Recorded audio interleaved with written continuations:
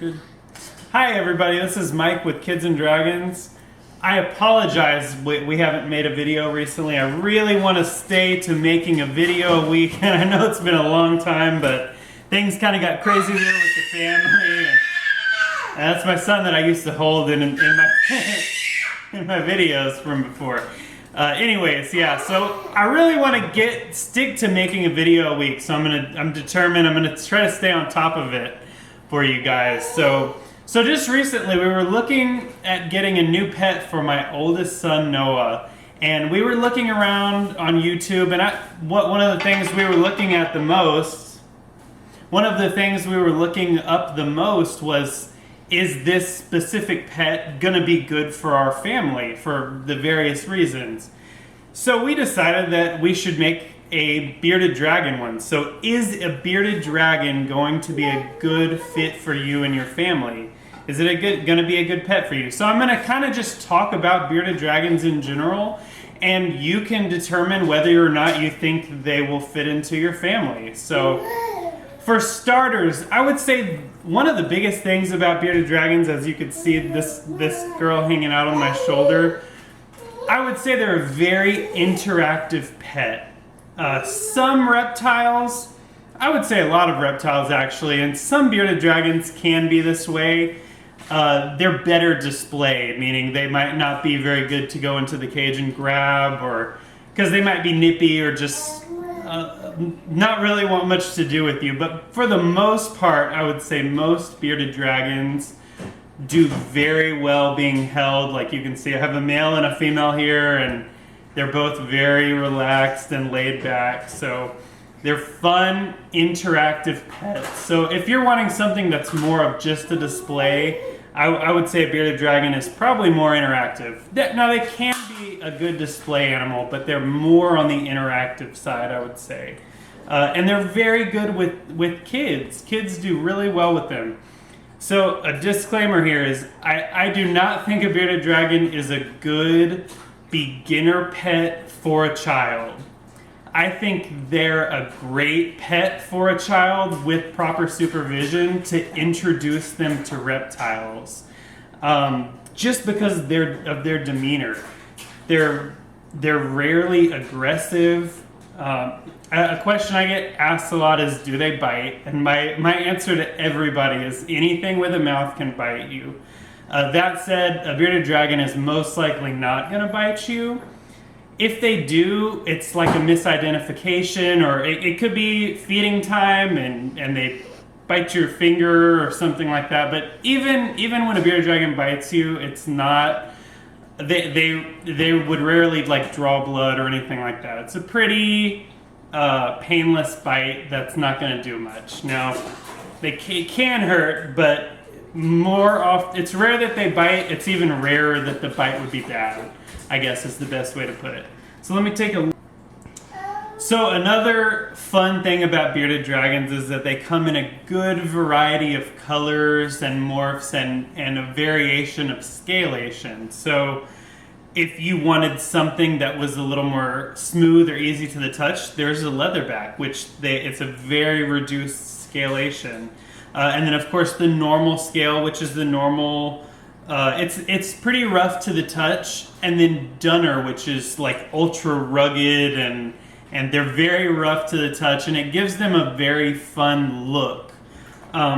So there's a good variety when it comes to colors and morphs in bearded dragons. So there's quite a few you could have as just a collector.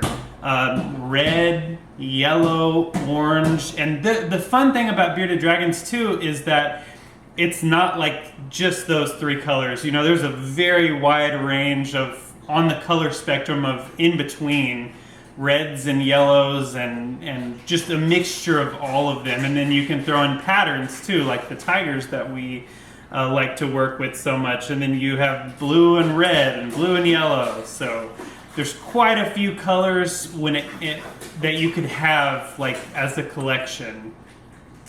So another big one is feeding. It's not a snake. Like a snake eats once a week and they eat one food, a rat, you know, or a tortoise, which would really just eat greens something like that. So a bearded dragon is omnivorous, so they eat bugs and greens. So, and I've had a lot of people ask if they can just feed them greens or something like that. So you have to kind of be comfortable with bugs because they're going to eat quite a few insects. And I think people think that it kind of falls off as they get older, but they can eat quite a few insects into adulthood. It's not like something that you would only feed them once a month or anything like that. So I would say being comfortable with insects and feeding bugs, it's fun. People love that. That's what people talk about when they talk to me about a lot, is the fun interaction of feeding their animal multiple times a day. Both greens, and you can have such a wide variety of greens that you decide to feed your dragon to.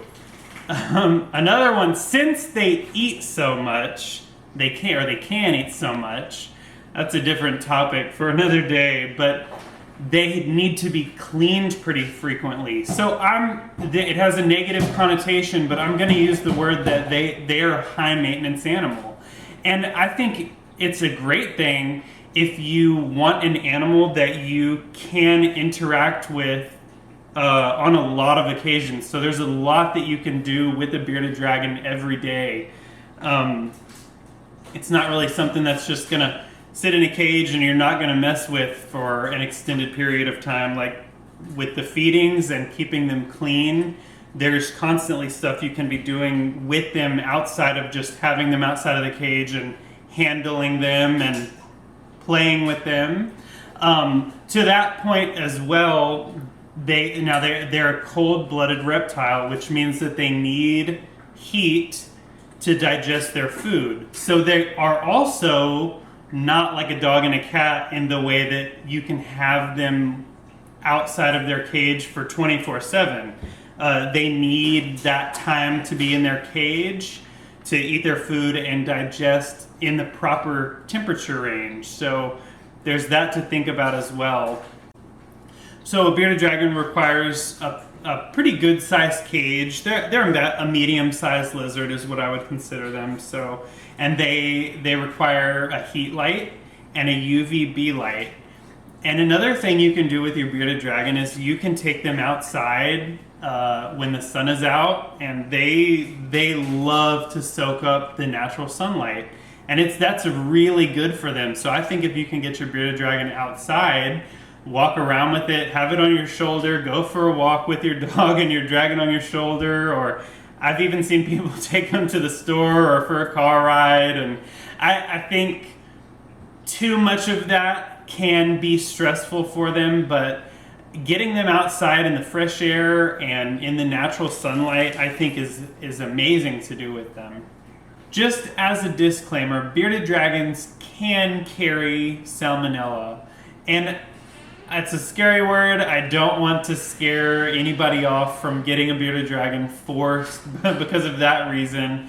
It is important to keep in the back of your mind, though, that to be mindful, to wash your hands both before and after handling them. And then if your kids are going to hold them, to make sure they are washing their hands too and not sticking their fingers in their mouth.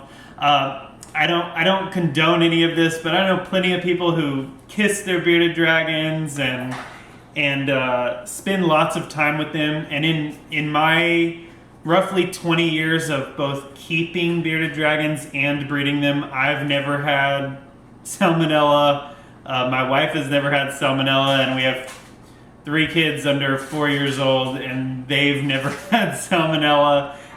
So I don't think that it is a major concern, but it is something just to keep in mind and just be mindful. I mean, I'm the same way with our dogs and our other animals. I think they all kind of have things that we just need to be careful. We need to wash our hands and make sure that we are being sanitary. I think that's the best way to keep it healthy. So I love having bearded dragons as pets. I compare them to the dogs of the reptile world.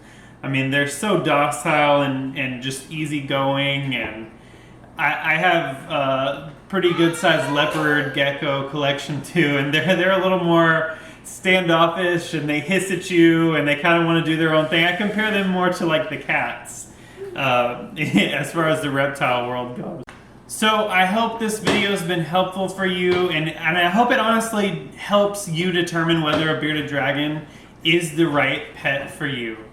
So as usual, I still have some bearded dragons on the website, and we are hatching out quite a few, and so all gonna keep adding to that. And then we're also hatching out some snakes. I have snakes hatching out back here, and tonight or whenever I get a chance, I have a pretty good amount of leopard geckos that I'll be adding to the website as well. So check that out.